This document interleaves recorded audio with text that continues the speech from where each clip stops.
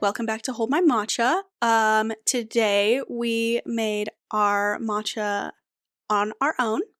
Didn't do anything super fancy. We like to be boring most of the time. This is a whole podcast all about, drinking different matcha, and half the time we just drink the same matcha. So, clearly doing well. We've been sitting for a while talking. We've actually wasted about an hour and a half. So some of the matcha is kind of gone at this point, but a little watered down. Still good. Mm-hmm. We kind of perfected how we like it at home when we make it, honestly. I think I perfected it. I like it a lot now.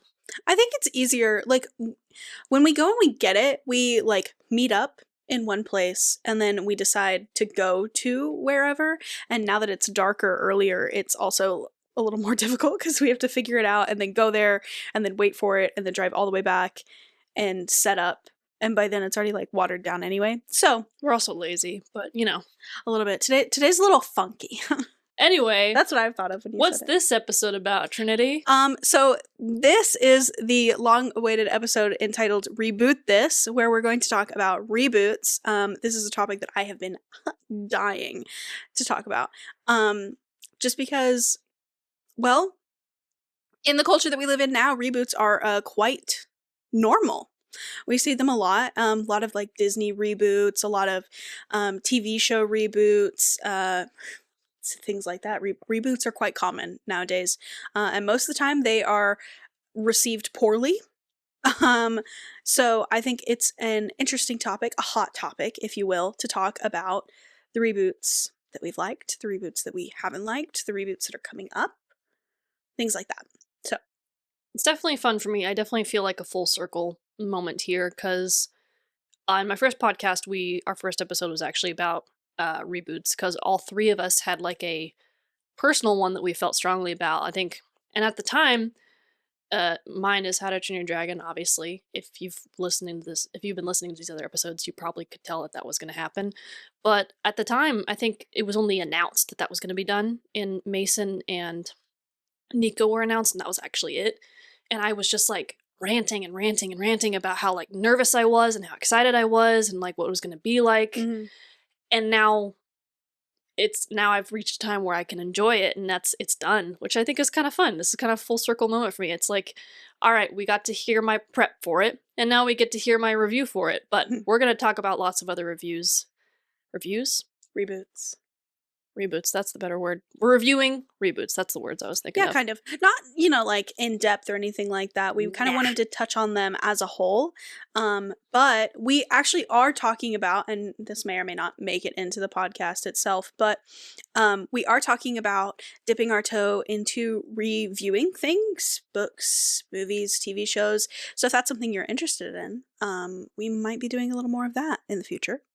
Where we kind of pick one thing, like a movie or a show, we're going to watch it, and then we're just going to spend the episode reviewing it. So this might be a little shorter, little buffer ones, I guess, which will be kind of fun. I know there's a show right now that we're still meaning to finish, and we're very passionate about that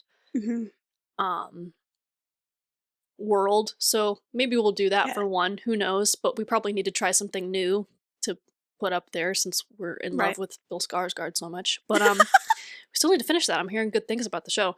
But yeah, we both have a reboot / like kind of things being redone that we feel strongly about, which is really funny because you are talking about one that I talked about on the last podcast with a friend, and I was like, when we started it, I was like, I'm very interested to hear this because I know what you think, and I was curious to see what other people thought who also really liked it. So, I mean, we could go down the path of like, he doesn't have the same eyes as his mother, yada, yada, yada, but it goes way more in depth than that. And I know that you are so excited to get into that, and we're going to give you such a perfect time to do that. But before we get too riled up about our own. Yes. We have to rein me in first, and then I'll let it out later. You may have to rein me in, but mine is just gonna be like, I'm so happy, and you're gonna be like, they're not doing this, they're not doing this, they're not doing this. No, not really. I might get a little complainy,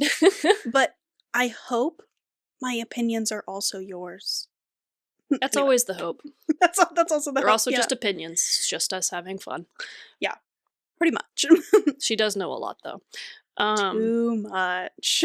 So, I feel like when I think of when reboots started, Mhm. I think of like Disney's like Cinderella or like Beauty and the Beast. That's what I think Right. of when those kind of like started becoming like a thing. I think that was the conception of it for our generation. Like, I think we personally hadn't seen a lot of it, or maybe we hadn't realized it, but those were the things that we were like, oh, we watched these as a kid and now they're being rebooted. Whereas, like, you know, our parents would have seen, you know, say Star Wars when it was coming out, and then they saw it, you know, get its prequel franchise and then its sequel franchise and all of these, you know, different things. And so I feel like there were a lot of feelings for people that were older than us who were seeing reboots prior to what was Cinderella was like 2015, I think. Yeah, I was going to say it's been like 10 Yeah. years of like doing reboot stuff. But I think those Beauty and the Beast and Cinderella, they were the first two that I really remember being like, oh, we're like remaking them. And I guess in a sense, these aren't technically like those movies specifically aren't reboots. They're really more remakes, reimagining type things. But I don't know. I think the first few weren't horrible. We have written here that we're going to talk about reboots that we've enjoyed. And on that note, I thoroughly enjoyed Cinderella and Beauty and the Beast. I know. love Cinderella. I rewatched that so much. I Yeah. love what they did with that. That one's really good. That one is really good. That one is actually pretty much heralded as the best one. As far as I know, I've watched a lot of like reviews on that sort of thing, and most people tend to like that one because there was a lot of originality in the way that they changed the story, the way that they made the sets look, the way that they designed like the wardrobe and things like that. Beauty and the Beast was a little different. I know people have some mixed feelings about that one. There are a fair few people who dislike that one, but I personally liked it. So, yeah.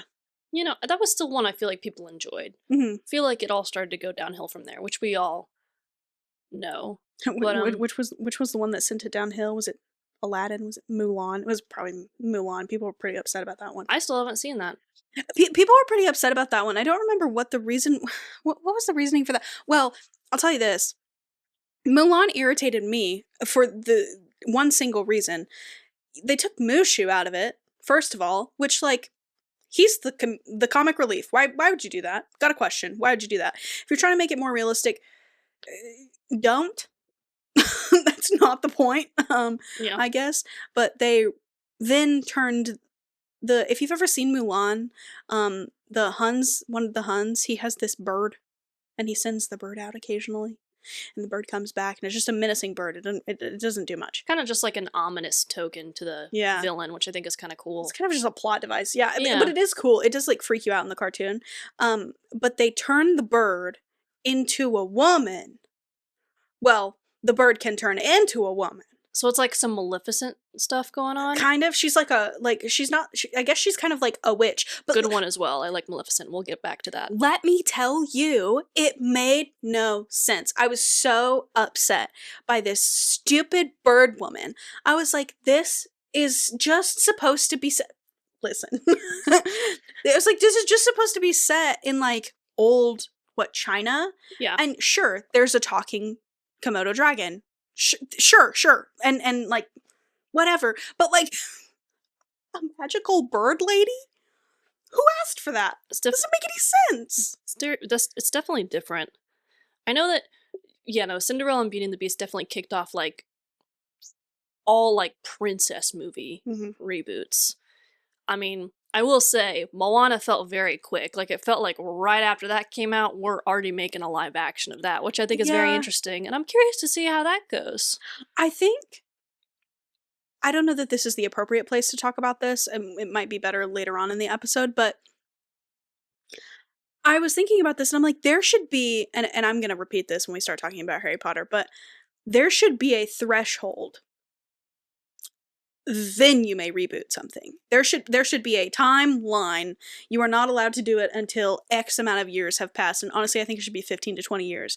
Because like you have to have time to let something settle, to let it live, to let it breathe, to let new people find it and older people enjoy it, that sort of thing. And you have to let it be what it is, let it be the legend that it is. Because Moana was great, and kids everywhere were obsessed with it.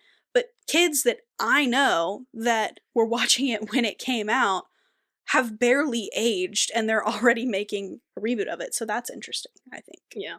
I think kind of like when it was announced that they were going to be doing a Lion King Oh yeah. live action in quotations because it's CGI. But I got excited because it was Jon Favreau, and I love him. And he also did Mhm. Jungle Book. He did both of those, and both were a good time. I don't know if I have a favorite.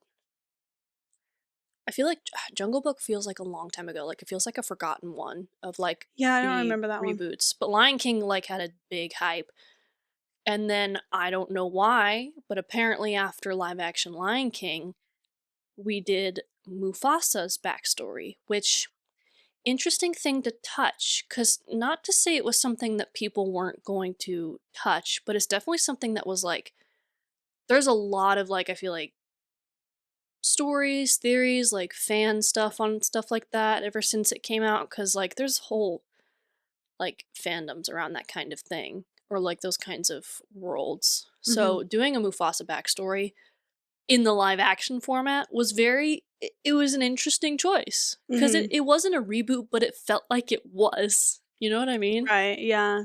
Which was interesting. I don't know, it can sometimes feel as though, people are rebooting things and then sequeling or prequeling series, just because they can't come up with something new, which I'm not the one making them, so I don't know that for sure, could be totally wrong, but in that case specifically, I'm like, "Do we need Mufasa's backstory?" I mean, Yeah. I don't think I ever watched it, but I remember seeing clips of it and like, their take on mm, how that came to be. yeah, I never watched it either, actually. But I did like Jungle Book, honestly. I Mm, like how they did the characters, the animal characters, right. and kind of the stuff they added there. I don't remember that one. I did see The Lion King and I Really? did see The Jungle Book, but I really don't remember The Jungle Book. Uh, that movie also, I don't love The Jungle Book. I appreciate it for what it is, the classic that it is, and the songs and things like that. But honestly, I always found it kind of creepy. Oh, yeah. No. I mostly just loved kind of what they did with the characters in it because I felt like you got to Mhm. see a little more of them. Like the snake. Like the snake, yeah. I mostly just loved Idris Elba as Shere Khan.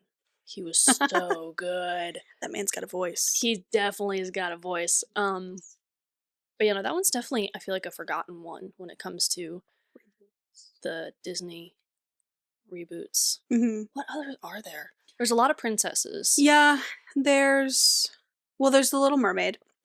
I did watch that not too long ago. Yeah, we actually yeah, we watched that one. Yeah, we watched that one together. Yeah, we watched that one. I actually really liked that one. I know there was a lot of controversy surrounding that one, and to be truthful, all of these Disney reboots, I don't think they're necessarily well necessary, but I do think that if you're going to do them, it's fun to like bring a little more spice to the story, and I don't mean spice in like the spicy sense, but like liven them up a little bit. And The Little Mermaid, I feel like did that really in a really interesting way because um yes, the main actress is a woman of color, and I wasn't ever really upset about that. I I would. thought, like if they did auditions and she was the best for the part, then that's what makes sense. I was a little irritated that her hair wasn't quite red enough. It was a little more orangey than it was red. Mhm. And I think the a darker red would have suited her skin tone a little better, but other than that, it added a lot in terms of Eric's story and the setting, and the costumes were a little more lively. There was a little more of an explanation as to King Triton and his children, and I thought it was pretty good actually. I thought that was a pretty good one. I swear, I thought you were about to talk about our favorite princess movie that I think is being in the works of being made into a live action. Which one? Which one do you think? Well, I think you're talking about Princess and the Frog. No. But are you talking about Tangled? Yeah. Ah, okay. Okay. I think both would be. Because I think that is definitely confirmed to be they're working on it, or like they're doing auditions. I think, or they did auditions not too long ago. Well, I don't know if they're still working on it. I know they Yeah. were working on it prior to the release of Snow White. But there were sources were saying that they were putting everything on hold after how poorly Snow White performed at the box office. So I don't know if they're still working on it, but I'd wager they pick it up pretty quickly. I mean, Disney doesn't have original ideas anymore. They kind of just reboot everything, so they're gonna have to pick something up again. But if they do anything, I really do think they should do Tangled or Princess and the Frog, which once again, it's a little too soon for those things, but they are running out of princesses. So I will say the only fun thing I like to think about with a live action Tangled is that I think when they mentioned it to like Zachary Levi, when they were like, "Hey, if they ever do this, like, would you like it? Would you want to be a part of it?" And he said that he thought it would be really cool if him and Mandy Moore could be the parents. And I was like, that's an awesome idea, because they could so do that. And I love that. And that would, like, if they do end up doing like continuing with Tangled, I think that's something they should like please consider, because that would just be so awesome. Like, I would get chills if like they walked out and they were the king and queen. Yeah. Like, I would love that. Yeah. They are too old to play Rapunzel and Eugene now, but they would fit the age of the mom and dad, and also they kind of look like them too. Exactly. That's why. Yeah, like it's kind of freaky. Zachary Levi can like grow that beard, and like Mandy, like, they'd be like a hot king and queen. I mean, come on, they'd be great. They really would. My only hang up on that one is I feel like a lot of people are very passionate about Flynn Rider, and it would be kind of difficult for them to cast somebody to play him and have it work. I'm not saying it's impossible. There are plenty of actors out there who could fit that role and it would be great, but I think it would be a little hard for them to hit that mark. Rapunzel's a little different. I feel like she could be cast well and it would be fine. I just think they'd have to do unknowns. Like, there were rumors about like Sabrina Carpenter playing the role, or McKenna Grace playing the role. Some of those things, and I'm like, I've seen their faces too much. I feel like I'm gonna be more inclined to dislike something if I've seen their faces before. Which, speaking of which, how did they pull off Beauty and the Beast in that way? Well, I guess because Hermione Granger is Belle, but yeah, Flynn Rider is definitely one of those. He's one of the Disney princes that's like the most charismatic, in my opinion. For sure. Like the Andrew Garfield of Disney princes, in my personal opinion. Zachary Levi definitely like kind of made that character, so it would definitely, I feel like people would be much pickier with him when it comes to casting. But yeah, I know that I think that's both of our favorite princess movies. Honestly, yeah, I love Tangled, and Princess and the Frog is one of my favorites for sure. I love both of those. As a kid, it was definitely The Little Mermaid. And then I do really like Belle. I don't know, maybe I've outgrown her a little bit. So, we've talked a lot about Disney reboots at this point. Sorry to bombard you with that. Those are definitely some of the ones that people think of when they think of reboots, honestly. For sure. They're probably like the headline reboot thing that's happened in the last 10, 15 years. So, there are a lot of TV shows that have been rebooted. The first one that comes to mind is 90210. 90210 is from the 90s, and I really liked that one a lot. Um, and they rebooted it in 2000 something. I don't know. Um, and the reboot is wildly different.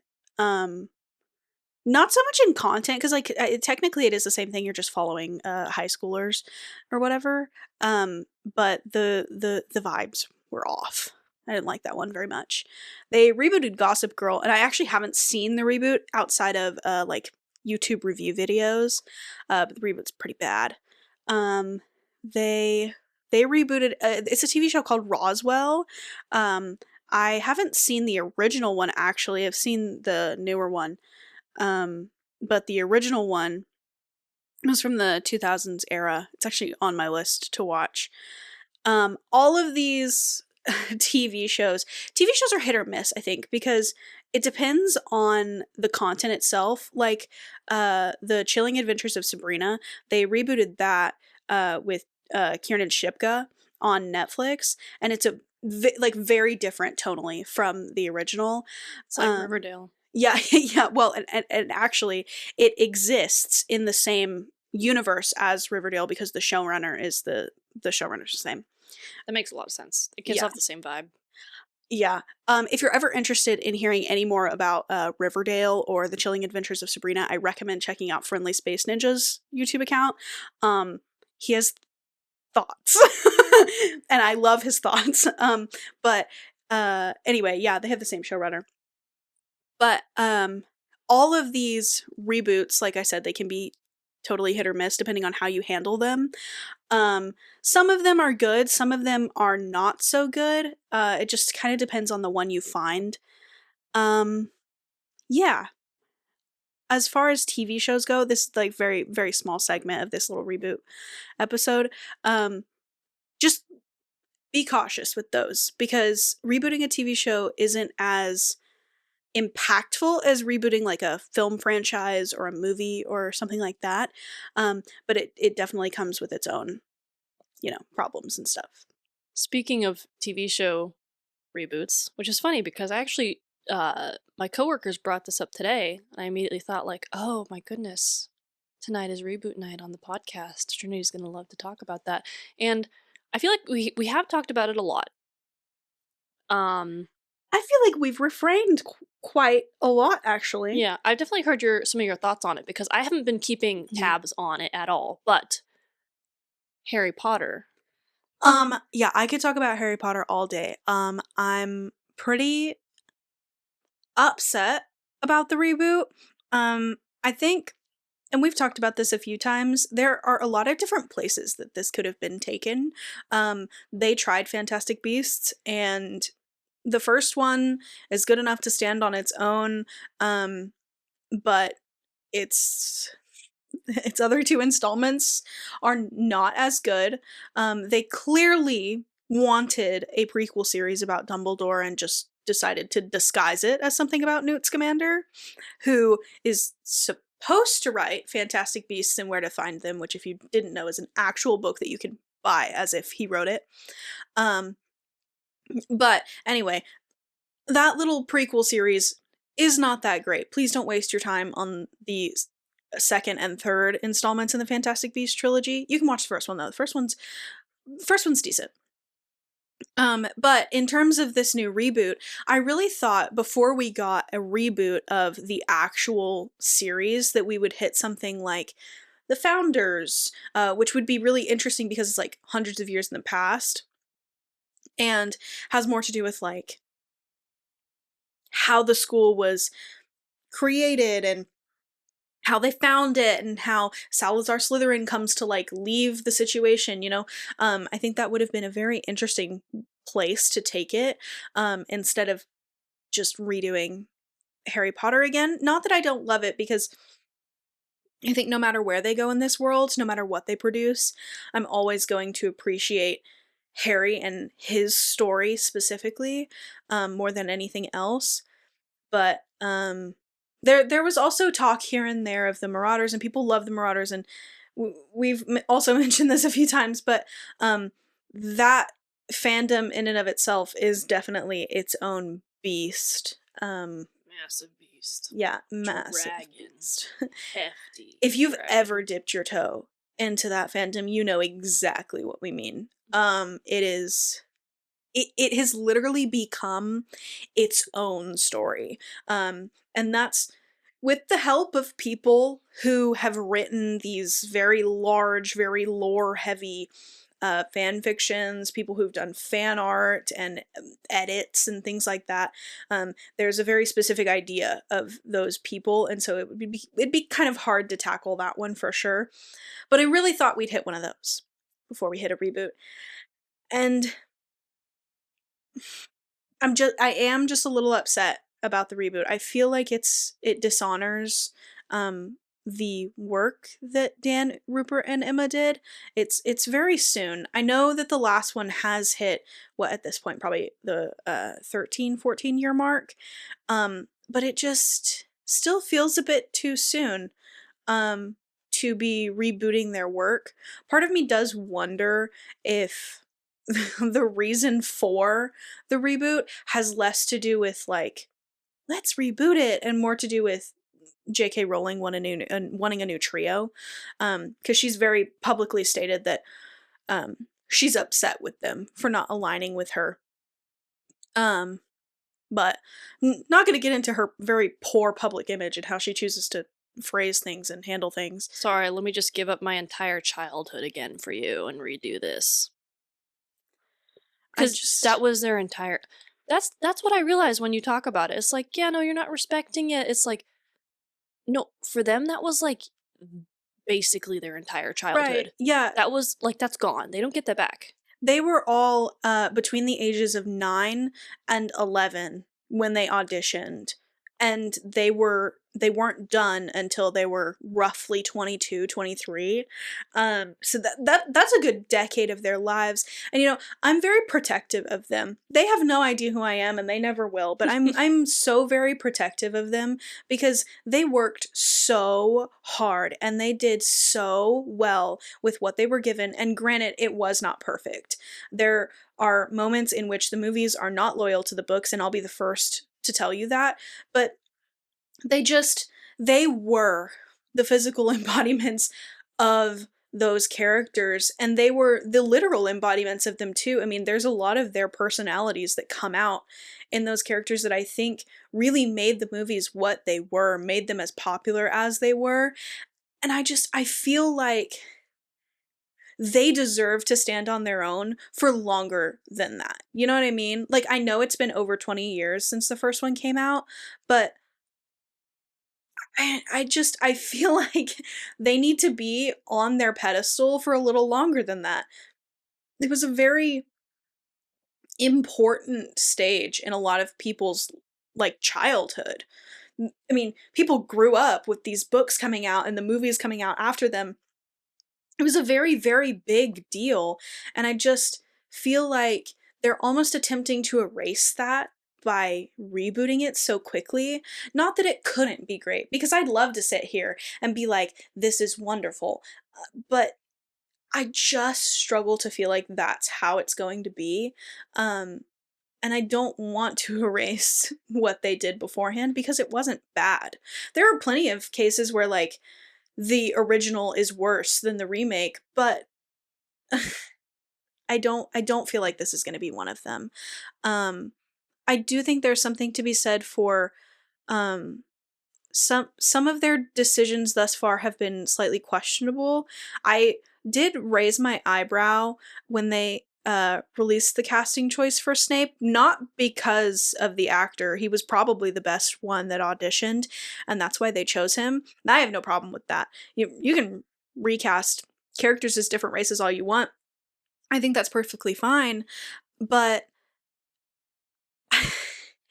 that character, there's a lot of animosity towards that character throughout the series. People, you know, they immediately suspect him. He's the bad guy. People don't like him. He's mean. There's a lot of, you know, stereotypes that could be placed onto the character and the actor and the show itself if they don't handle that correctly. I do think it was a bit risky to cast a person of color in that role, just because of what the role is. So I worry that they won't handle that in a way that does justice to the actor and to the character. You know what I mean? You know, you want to do justice to both because Snape is Right. a great character. He is, and his moral ambiguity is a very large part of his appeal. Like, he isn't Snape without that, but it's gonna be hard for them to juggle that with the risk that is racially stereotyping him, and creating a very uh, racially charged issue there. And like I said, I have no problem with them casting the best for the role. I don't think that's an issue at all. I hope they handle it right, and that actor is taken care of. You know what I mean? Like, I hope that he's able to portray the character and there's not any sort of issues there. Yeah.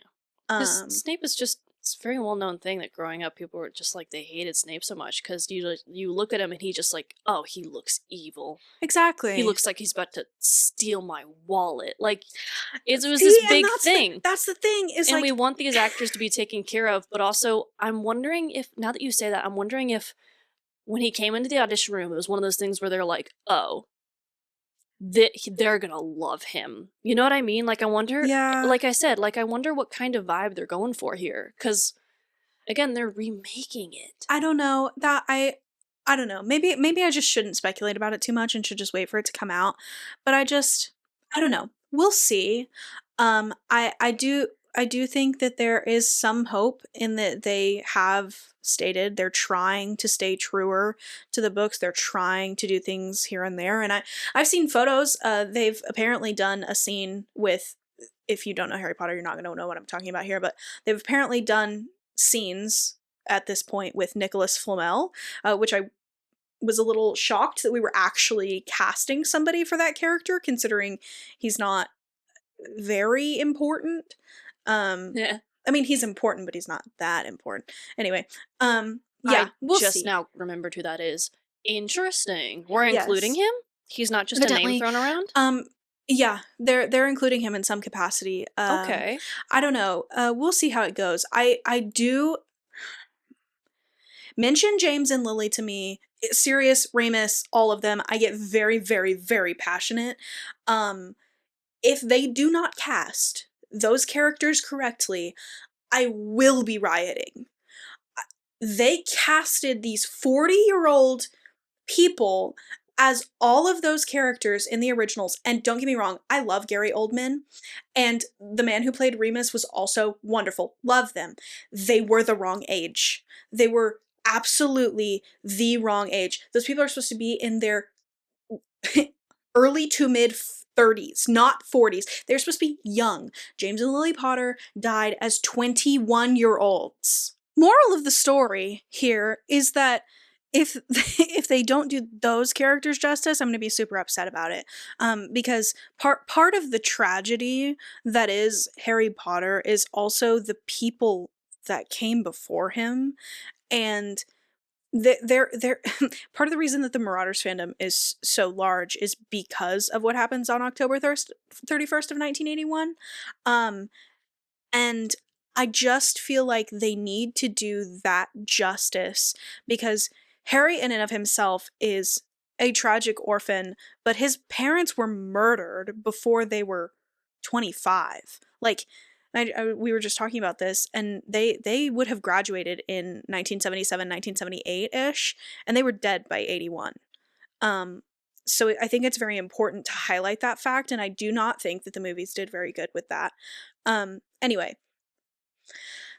that's all I have to say on that specifically. No, it's Yeah, a lot of unacknowledged stuff, or like stuff not very delved into. Like, yeah. when I think about Remus, I get pretty sad. When you want to know. Okay, the thing about that also. His stuff makes me really sad. The thing about that is that okay, in the months leading up to Lily and James's death, everyone in their friend group thought, man's a traitor. Remus, he's a werewolf. He's a traitor. And so what do? You exclude him. So they didn't even, like, basically talk to him for months because he's off doing his own business to, help defeat Voldemort or whatever. And the other four are just like, meh, he's the traitor. We know he's the traitor. And I'm like, seriously? And he comes back. He comes back from his little werewolf thing. He comes back and his friends are dead. Dead and in prison. And that's it. And he spends the next, 12 years of his life alone. Alone. James is dead. Lily is dead. Peter's supposedly dead. He's not. And Sirius is in prison for murdering all of them. His boyfriend's in prison. Sorry, you can tell what Marauder stuff I look at. It's tragic. The whole thing is so tragic, and I really do wish that the movies and the books, in some ways, the books do a little more, but had focused a lot more on them because they are tragic characters, and I think that they're really important. So I think it would be beneficial to at least pay attention to them. If we're not going to get a Marauder series, then let's focus on them a little more. Yeah, I think that's about all I have to say about the reboot. To sum it up, I don't have a lot of hope, but I want to have hope. So we always want to have hope. Mm-hmm. Either way, it'll be an experience. Because that's what reboots are. They give us an experience. Good or bad. Either that or a lesson. Who knows? Who knows? I know you have a reboot that you wanted to talk about. Yeah. One that on the opposite side of the coin, definitely we really like. I was gonna be like, speaking of actors putting their heart and soul into performances, because I thought of this whenever we were talking about it, because whenever, like, there's a lot of people out there who would love a story or a movie or a show, and, like, you get very personal about it, like you feel about Harry Potter. Mm-hmm. And it makes you feel so good and excited whenever you see the people working on it, even though you're not even a part of it, and it's this big, massive thing that you have no influence over whatsoever. It's so much fun seeing the people making it, getting so excited for it, and it's almost like you can feel like how passionate they are about it, like you are. Mm-hmm. You know what I mean? You get so happy that, like, oh, they're thinking of this, or they're excited about this, or they're talking about this, and these are all the things that I'm passionate about. I love and it makes you feel like they're putting so much care into it. I definitely felt that about Mason Thames, which was so fun. My big reboot is How to Train Your Dragon, obviously, and it was fun hearing him talk about it because the way he talked about it like an excited little kid, that's exactly how I felt when I talked about that becoming a thing. And I was like, okay, I love this. I love that everybody kind of, and after seeing like people talk about it and the posts about it and the behind the scenes, I'm like, yeah, everybody kind of has this like universal experience and respect for it, which is so fun to think about. Yeah. When they made it, and the care they put into it. And even the memes, like I just got so excited whenever in like a behind the scenes post, they posted like that, the How to Train Your Dragon in 1 minute with like with the dancing toothless meme. Like they had that on a monitor on set, and like I was like, oh yes, because that's my ringtone. I love that meme. It's just like so fun getting to see all that. And I feel like with Mason, he definitely, like, hearing him talk about it, I'm like, okay, he really cares. This is something that, like, when he got it, he was like, I am giving this my all. This is something that, like, like when Tom Holland got Spider-Man, like, you can tell, like, if I was that person, I'd be terrified that I wouldn't be able to do that justice. Right. So I'm going to give it everything I have. And you can tell how hard they work and how much they love it. I don't know. I could definitely feel that through his performance, even when I didn't, like, see any interviews or, like, anything like that. But also just, it was just done very well. I think it was. Even through the director, who I love, he definitely, after reading some stuff about how he, like, came to do it all by himself, and, like, all his decisions, you could just tell by watching, like, he was like, I'm keeping this. This is what I'm staying true to. This is how I'm going to write it. This is how I'm going to present it, like I've always presented it. And that is a story that I love. Yeah, I remember when I was getting excited for How to Train Your Dragon coming out, and they kind of released like a little behind the scenes thing before the movie came out. And the director was talking, and he was like, I think it's just so fun to see all these people working on something that just comes from a place of love. And I remember that like hit me really hard because I was like, yeah, Mm, whatever happened to that in film, you know? mm. Like, yeah, no, don't care what other people think, make what you want to make and all that, but like, whatever happened to that? Because I think that's like what How to Train Your that genuinely was what How to Train Your Dragon was. It was just a bunch of people coming together and making this from a place of like love, genuinely. Right. And kind of like, you know, when film students come together to make like fan films, like it's literally a community of like people who are like, I love this movie. Everybody here loves this movie. Let's make like a little like spin-off or like a fan film of it. Like it's Right. genuinely like kind of what that feels like. So I remember that kind of struck me with just, you know, the idea of the film industry and like all that. And I was like, you know what?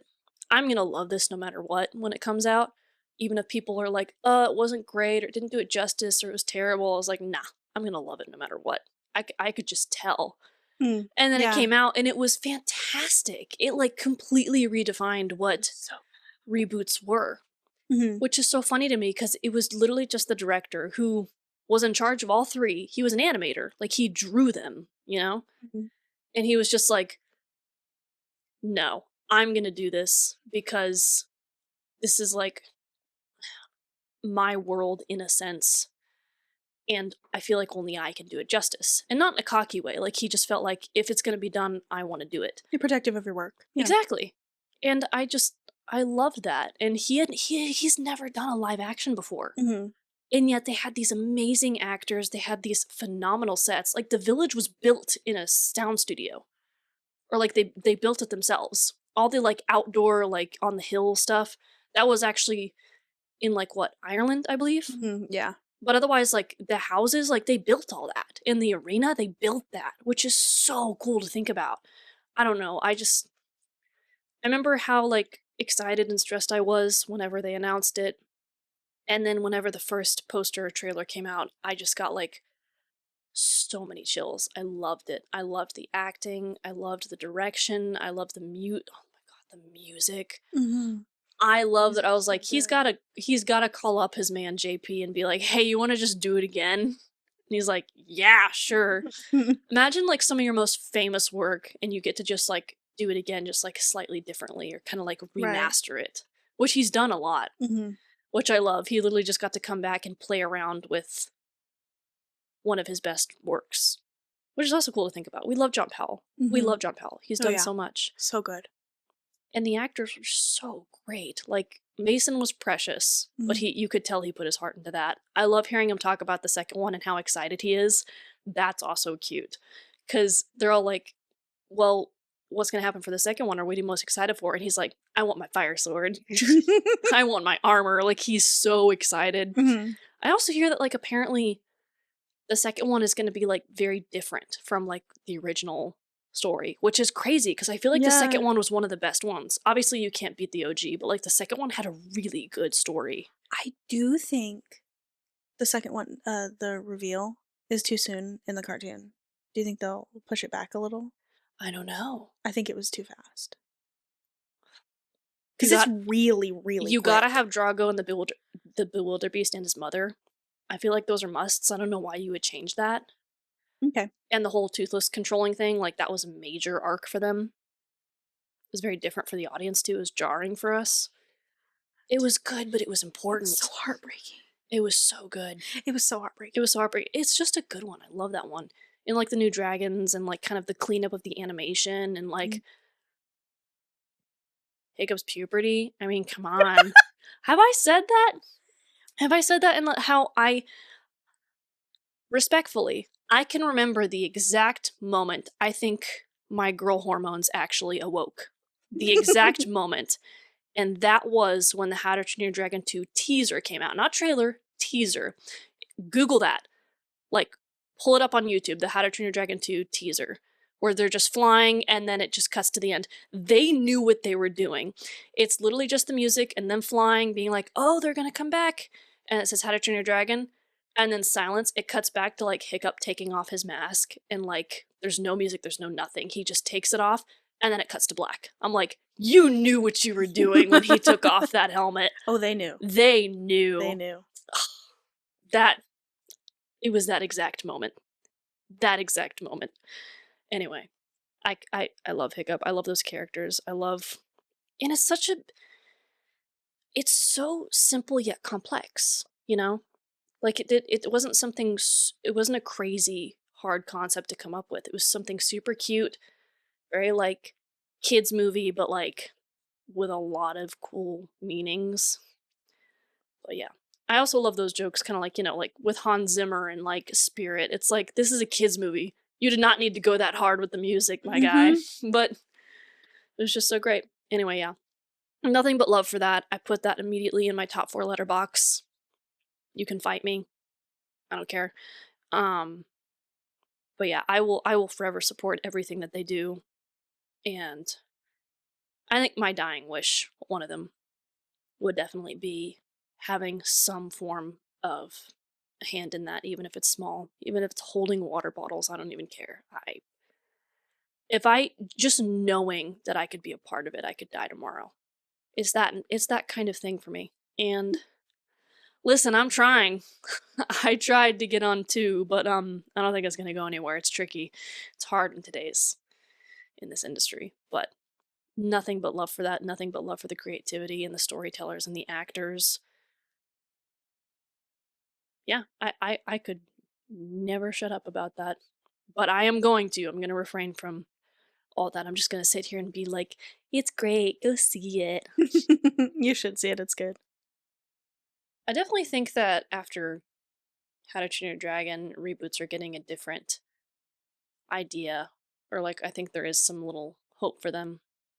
But it's also just a tricky thing. It's hard in the writing world though, because even us as writers, we're like, why can't you do anything original? And then like it feels like nowadays original work is very criticized. Like, no, we don't like it. It's like, okay, then I'll go do a reboot or like or adapt this, and you're like, why can't you do anything original? It's like, you just said you didn't like any of my original. You know what I mean? Yeah. Like I get it. It's hard to find out. People are picky nowadays. Everybody's a critic. And I mean, large companies like Disney, and I guess in this case, like Universal, they are nostalgia farming. That is what's happening. They are profiting off of your feeling of nostalgia for A or B, because they know that a lot of their original stuff doesn't do as well. And I think the problem with that is because studios spend a lot more time trying to make sure that they check all their boxes instead of like actually producing well written, inspired content. So it's a toss up. Not to say that there aren't great new things that come out, because there are. I mean, we've talked about some of them before. Yeah, it's just it's hard. It's hard. Well, my matcha is practically gone, so I've got a little left. a little melted, but Yeah. still good. You were Yeah. ranting a lot while I sat here and just sipped and listened, so Yeah. Sorry. Talk about Harry Potter and it'll get me going for forever. give me an energy drink and I'll still keep going about How to Train Your Dragon. I won't shut up about it. I've thought about just like letting all my feelings out on a paper of how much I love it genuinely. Because again, writing, it's good for you. It is good for you. We have spent a lot of this evening not filming and talking and going through things and watching things. So I think we're a little worn out. But Moral of the story. I love How to Train Your Dragon. You love Harry Potter. very much. We're very protective of it. We have a lot of opinions about it, good and bad. And I'm a little tired, and that's okay. Yeah. It's okay. But we're going to get through it. We hope that you enjoyed our little reboot talk. Yeah. There's not a lot to it. We really just wanted to talk about